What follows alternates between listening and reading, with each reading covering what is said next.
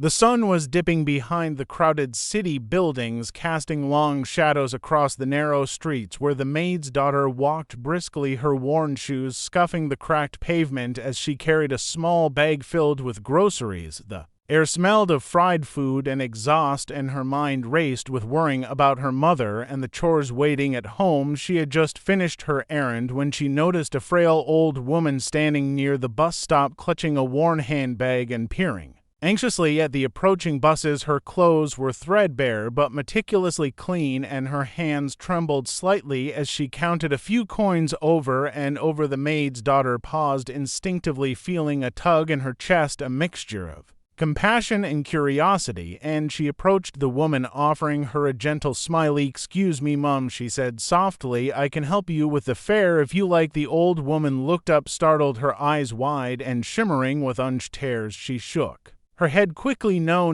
my dear, I could not possibly accept that." But the girl insisted, holding out a few coins as if it were the most natural thing in the world. "Please, Mum, it is no trouble at all. I only want to help." And the old woman hesitated a moment longer before finally nodding her head slowly and whispering, "Thank you," her voice thin and fragile like the rustle of dry leaves in autumn. The girl handed over the coins, watching as the woman fumbled them into her hand, clutching them as if they were a lifeline, and then she stepped back, allowing her to board the bus, the doors closing with a soft hiss and the vehicle pulling away down the street, leaving the girl standing alone in the gathering dusk. The streets suddenly felt emptier, as if the simple act of giving had shifted something in the air around her. She continued walking toward home, her thoughts tangled between the errands she had yet to complete and the strange sense of connection she had felt with the old woman. Something about the way she had looked at her, eyes so sharp despite age, so full of stories, left the girl with a strange unease and curiosity she could not shake. As she turned a corner, she almost collided with a man in a dark coat, his hat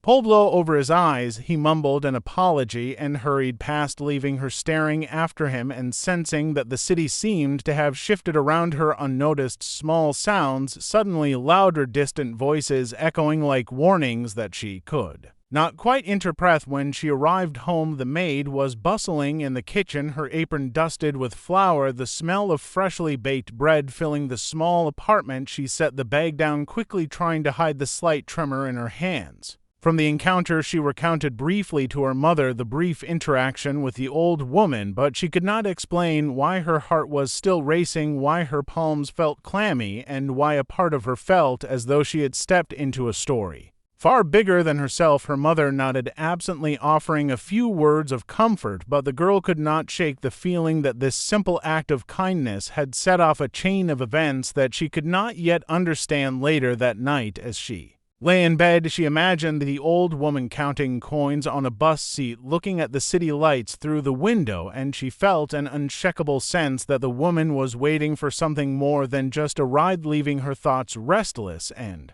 full of anticipation. The next morning, she awoke to the city alive with noise, honking cars, and the chatter of street vendors. She hurried to finish her chores and then returned to the streets where she had seen the old woman, hoping for a glimpse of her, but the bus stop was empty, the benches scattered with fallen leaves and discarded papers. Nothing moved there, and yet she felt a prickle along her spine, a warning that the woman's absence did not mean that the encounter had been meaningless. As she continued walking, she noticed small changes around her, the shadows of the buildings longer, sharper, the reflections in shop windows seeming to flicker with faces that were not there, a sense of being watched settling over her, and the thought that the old woman might appear again at any moment, or perhaps had never left, leaving her in a state of quiet tension. As she moved through the streets as the day wore on, she ran errands for her mother, weaving through alleys and market stalls, feeling a strange urge to glance over her shoulder. At every turn she spotted figures in the distance, a woman in a pale shawl disappearing behind a fruit stand, a man leaning against a wall watching her movements, and she realized with a jolt that the city itself seemed to have shifted into a stage for something she did not yet understand. Her footsteps quickened, her pulse rising as if she could sense that something extraordinary was about to happen, but the city remained ordinary on the surface. leaving her with a dissonance between her expectation and the reality that she could not interpret, leaving her thoughts tangled and uneasy. Later in the afternoon, as she returned home with a small bag of vegetables, she noticed a familiar figure waiting near her building, the old woman standing silently, her eyes fixed on her with a piercing intensity. The girl froze, her heart thumping, as the woman beckoned her closer in a gesture that was both simple and commanding. As she approached the woman, she noticed details she had not seen before, the fine lines on her face forming a map of decades of life experiences, the faint scent of jasmine clinging to her clothes, and the way her eyes seemed to see not just her but something deeper. Inside her, she felt a shiver run down her spine and instinctively lowered her gaze, feeling both respect and fear as the old woman spoke softly yet firmly. "My dear, you have been kind to a stranger, and that kindness will not go unnoticed." The girl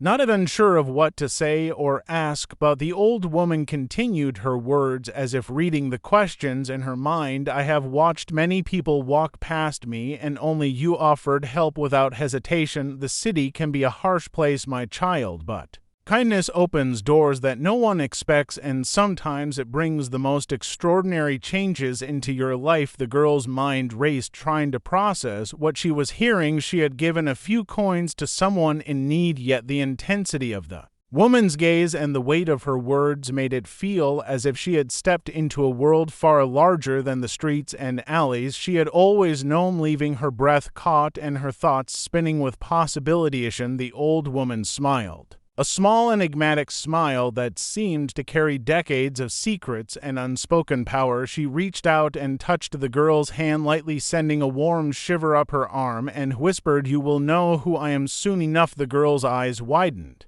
in shock, the words hanging in the air like a promise and a warning. At once she felt her knees weaken slightly, but the woman held her gaze firm and reassuring, as if anchoring her to the moment. The street around them seemed to fade slightly, the usual sounds of traffic and chatter becoming distant, a strange stillness settling over the neighborhood as if time itself had paused, and the girl sensed that her life was about to be pulled into a direction she could not yet anticipate, leaving her heart pounding and her mind racing with unanswered questions. For days afterward, she could not stop thinking about the encounter, the city seeming to take on a different texture with every passing hour, small gestures of strangers noticing her, glance of understanding from a passerby, a tipped hat from a man on the street, all seeming to ripple from the moment she had given the old woman the bus fare. She felt a strange connection to the old woman, as if an invisible thread had tied them together, and each time she passed a bus stop she instinctively looked for her presence, as if expecting a revelation at any moment. She carried her chores and daily life with a new tension and energy, a sense that the ordinary could transform into